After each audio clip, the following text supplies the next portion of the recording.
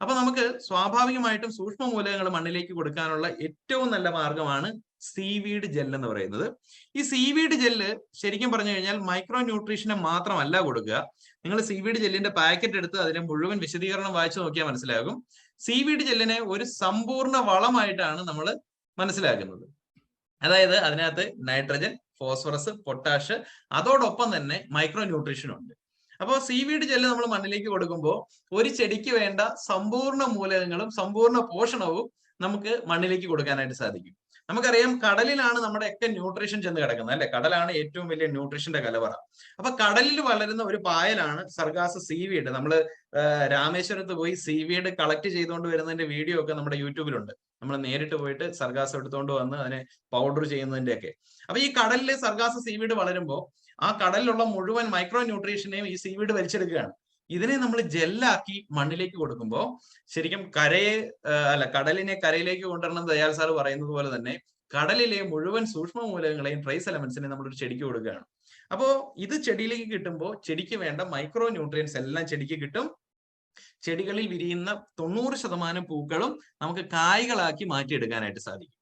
അപ്പൊ ഏത് ചെടിക്കും കായ്ഫലം ഉണ്ടാകുന്ന ഏത് ചെടിക്കും വിരിയുന്ന പൂക്കളെ കായ്കളാക്കി മാറ്റാനും ആ കായ്കൾക്ക് നല്ല വലിപ്പവും നല്ല ടേസ്റ്റും നല്ല സ്മെല്ലും, അതായത് ഒരു ഫ്രൂട്ടിനെ സംബന്ധിച്ച് അതിന്റെ ഓവറോൾ ക്വാളിറ്റി, അതിന്റെ ടേസ്റ്റ്, സ്മെല്ല്, വെയിറ്റ്, അങ്ങനെ എല്ലാ ക്വാളിറ്റിയും ഒരുമിച്ച് ഇംപ്രൂവ് ചെയ്യാൻ പറ്റുന്ന ഒരു പ്രൊഡക്റ്റ് ആണ് സീവീഡ് ജെൽ എന്ന് പറയുന്നത്. ഇത് ജെല്ല് ഫോമിലാണുള്ളത്. അപ്പൊ ഇത് വെള്ളത്തിലേക്ക് മിക്സ് ചെയ്യുമ്പോൾ ശരിക്കും ഒരു തോർത്തിനകത്തൊക്കെ നമ്മളിത് കെട്ടിയിട്ടിട്ട് ഇളക്കി കഴിഞ്ഞാൽ കംപ്ലീറ്റ് ആയിട്ട് വെള്ളത്തിൽ അലിഞ്ഞു വരുന്നുണ്ടാവും. അപ്പൊ ഇതിനെ കംപ്ലീറ്റ് ആയിട്ട് വെള്ളത്തിൽ ഡിസോൾവ് ചെയ്യിച്ചിട്ടാണ് നമ്മൾ ഉപയോഗിക്കുക. ഹ്യൂമിക്കും പൾവിക്കും ഒക്കെ മില്ലി കണക്കിലാണ് പറയുന്നതെങ്കിൽ ഇത് ഗ്രാം കണക്കിലാണ് നമുക്ക് ഉപയോഗിക്കേണ്ടത്. 1 ലിറ്റർ വെള്ളത്തിൽ 3 ഗ്രാം സീവീഡ് ജെല്ല് മിക്സ് ചെയ്തിട്ട് ചെടിയുടെ ചോട്ടിലേക്ക് ഒഴിച്ചു കൊടുക്കുക. ഇപ്പൊ ഒരു തെങ്ങൊക്കെ ആണെങ്കിൽ നമുക്കറിയാം ഒരു 10 ലിറ്റർ വെള്ളമൊക്കെ വേണ്ടി വരും ഒരു തെങ്ങിന്റെ ചോട്ടിലേക്ക് കൊടുക്കാനായിട്ട്. അപ്പൊ അതിനകത്തേക്ക് ഒരു 30 ഗ്രാം മിക്സ് ചെയ്തിട്ട് ചെടിയുടെ ചോട്ടിനകത്തേക്ക് ഒഴിച്ചു കൊടുക്കുക. അപ്പൊ ഇവിടെ ശരിക്കും പറഞ്ഞാൽ കർഷകർ നമ്മളൊരു അഡ്വൈസ് കൂടെ കൊടുക്കണം. പലപ്പോഴും ഇത് ഉപയോഗിക്കുമ്പോൾ എങ്ങനെയാണ് ഈ ഗ്രാം കണക്ക് കൂട്ടുക? 300 ഗ്രാം, ഇപ്പൊ 100 ലിറ്റർ വെള്ളമാണെങ്കിൽ 300 ഗ്രാം മിക്സ് ചെയ്യണം. അപ്പൊ ഈ 1 കിലോ പാക്കറ്റിൽ നിന്ന് എങ്ങനെ 300 ഗ്രാം കണ്ടുപിടിക്കുന്നുള്ളത് ഇവരുടെ ഒരു വലിയ പ്രശ്നമായിരിക്കും. അവിടെ നമുക്കൊരു സൊല്യൂഷൻ കൊടുക്കാൻ പറ്റുന്നത് 1 കിലോ പാക്കറ്റ് ആണ് സീവീഡ് ജെല്ലെങ്കിൽ ഇതിനെ ഒരു 10 ലിറ്റർ വെള്ളത്തിനകത്തേക്ക് മിക്സ് ചെയ്യാം. 10 ലിറ്റർ വെള്ളത്തിനകത്തേക്ക് മിക്സ് ചെയ്താൽ അതിൽ 1 ലിറ്റർ വെള്ളം എടുത്താൽ അത് 100 ഗ്രാം ആണ് അല്ലെ. അതുപോലത്തെ 10 ലിറ്റർ വെള്ളമാണ് നമുക്കുള്ളത്. അപ്പോൾ ഒരു കിലോ സീവീഡ് ജെല്ലിനെ 10 ലിറ്റർ വെള്ളത്തിൽ മിക്സ് ചെയ്യുക.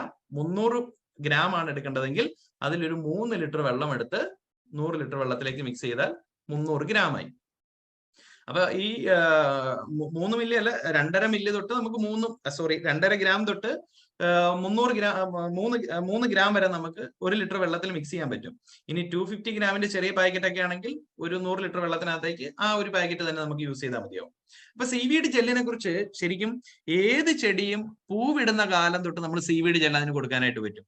അതുപോലെ തന്നെ ഓരോ വിളവെടുപ്പ് കഴിയുമ്പോഴും സീവീഡ് ജെല്ല് വീണ്ടും ഒരു തവണയും കൂടെ ഡ്രഞ്ചിങ് കൊടുത്താൽ അല്ലെങ്കിൽ ചുവട്ടിൽ ഒഴിച്ചു കൊടുത്തു കഴിഞ്ഞാൽ അടുത്ത വിളവിന് വീണ്ടും കൂടും, അല്ലെങ്കിൽ അടുത്ത വിളവ് കൂടും. കാരണം ഓരോ തവണയും നമുക്ക് വിളവ് കിട്ടുന്നു എന്ന് പറഞ്ഞാൽ മണ്ണിൽ നിന്ന് അത്രയും മൈക്രോ ന്യൂട്രിയന്റ് ചെടി എടുത്തു പോവുകയാണ് അല്ലെ.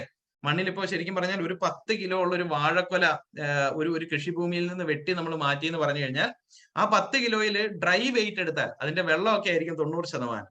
ഈ 90% വെള്ളവും എല്ലാം കഴിഞ്ഞിട്ട് മിച്ചം വരുന്ന ഒരു 10% എന്ന് പറയുന്നത് അവിടുത്തെ ഓർഗാനിക് മാറ്റർ ആണ് അല്ലെ. അതിൽ വരുന്ന വിവിധ സൂക്ഷ്മ മൂലകങ്ങൾ എല്ലാം ആണ്.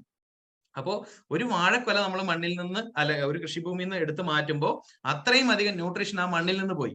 അപ്പൊ വീണ്ടും ആ ന്യൂട്രീഷൻ കൊടുത്തു കഴിയുമ്പോൾ വീണ്ടും നമുക്ക് കായ്ഫലം കിട്ടും. മണ്ണിനെ നമ്മൾ റീചാർജ് ചെയ്തുകൊണ്ടിരിക്കും. അപ്പൊ മണ്ണിനെ റീചാർജ് ചെയ്യാൻ, മണ്ണിലെ സൂക്ഷ്മ മൂലകങ്ങളെ റീചാർജ് ചെയ്യാനുള്ള ഒരു പ്രൊഡക്റ്റ് ആണ് സീവീഡ് ജെല്ല്. 1 ലിറ്റർ വെള്ളത്തിൽ 3 ഗ്രാം അളവിലാണ് നമ്മൾ സീവീഡ് ജെല്ല് മണ്ണിനകത്തേക്ക് കൊടുക്കേണ്ടത്. ഇനി ചില സാഹചര്യങ്ങളിൽ ചിലപ്പോൾ ഡ്രിപ്പ് ഇറിഗേഷൻ കൊടുക്കുന്ന ആളുകൾ ഉണ്ടാവും, അല്ലെങ്കിൽ സ്പ്രേ കൊടുക്കുന്ന ആളുകൾ ഉണ്ടാവും. അപ്പൊ അങ്ങനെ വരുന്ന ആളുകൾക്ക് സീവീഡ് ജെല്ലായിട്ട് ഉപയോഗിക്കാൻ അവർക്ക് പ്രാക്ടിക്കലി ചിലപ്പോൾ ബുദ്ധിമുട്ടുണ്ടായിരിക്കും, ജെല്ലിനെ കലക്കി മിക്സ് ചെയ്ത് ഉപയോഗിക്കാനായിട്ട്. അങ്ങനത്തെ സാഹചര്യങ്ങളിൽ നമുക്ക് ഇതിന്റെ എക്സ്ട്രാക്ട് അവർക്ക് കൊടുക്കാനായിട്ട് സാധിക്കും. സീവീഡിന്റെ എക്സ്ട്രാക്ടിന്റെ പേരാണ് സീസൈൻ.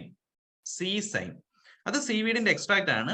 അതും 1 ലിറ്റർ വെള്ളത്തിൽ 3 മില്ലി മിക്സ് ചെയ്യുക, ചെടികൾക്ക് സ്പ്രേയിങ് ആയിട്ട് കൊടുക്കുക. അപ്പൊ അത് ഏറ്റവും കൂടുതൽ റെക്കമെൻഡ് ചെയ്യുന്നത് സീവീഡ് ആണ്. കാരണം അത് റോ ഫോമിലാണ്, അതിന് വേറെ പ്രോസസ്സ് ഒന്നും ചെയ്തിട്ടില്ലാത്തതാണ്. അപ്പൊ ചോട്ടിലേക്ക് കൊടുക്കുമ്പോൾ ഏറ്റവും നല്ലത് സീവീഡ് തന്നെ റെക്കമെൻഡ് ചെയ്യുക. പക്ഷെ സ്പ്രേയിങ്ങിനാണ് കർഷകന് കൂടുതൽ കൺവീനിയന്റ് എങ്കിൽ സീസൈം റെക്കമെൻഡ് ചെയ്യുക. 1 ലിറ്റർ വെള്ളത്തിൽ 3 ഗ്രാം.